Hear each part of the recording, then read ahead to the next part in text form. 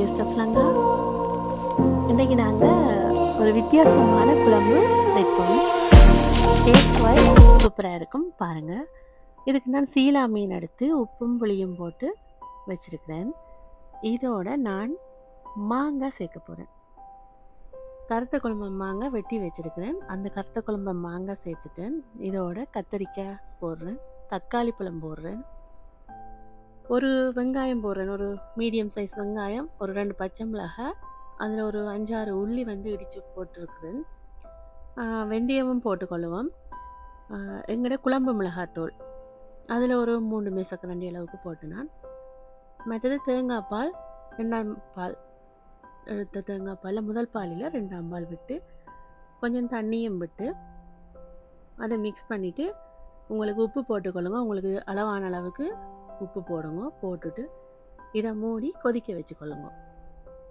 இப்போ குழம்பு பாருங்க கொதிச்சிட்டுது. தூள் வாசம் போயிடும். தூள் வாசம் போனோடனே நல்ல ஒரு ஏரோமேட்டிக்காக இருக்கும்.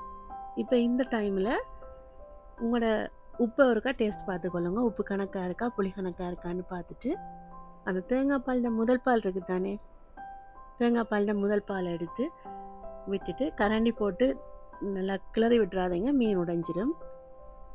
திரும்ப ஒருக்கா மூடி ஒரு கொதி வார வரைக்கும் விட்டீங்கன்னு சொன்னால் குழம்பு நல்லா வந்துட்டுது. இந்த குழம்பு